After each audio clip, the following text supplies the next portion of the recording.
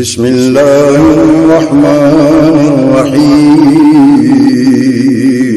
شروع اللہ کے نام سے جو بڑا مہربان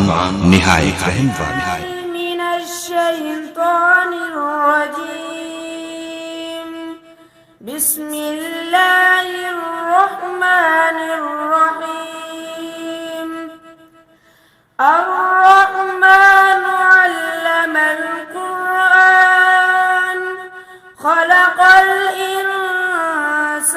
علمه البيان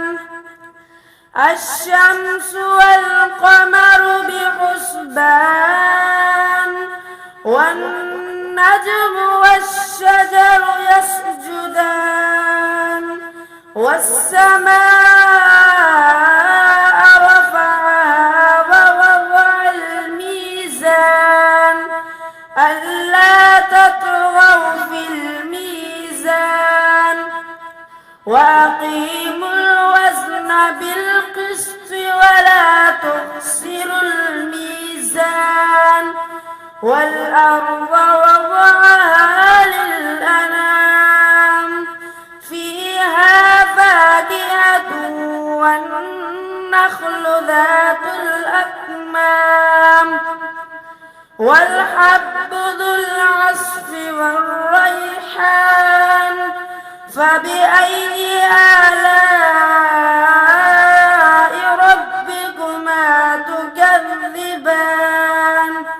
خلق الإنسان من صلصال كالفخار وخلق الجن من مارج من نار فبأي آلاء ربكما تكذبان رب المشرقين ورب المغربين فبأي آلاء ربكما تكذبان مرج البحرين يلتقيان بينهما برزخ لا يبغيان فبأي آلاء ربكما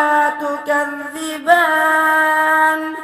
يخرج منهما اللؤلؤ والمرجان فبأي آلاء ربكما تكذبان وله الجوار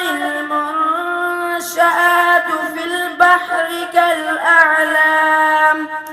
فبأي آلاء ربكما تكذبان صدق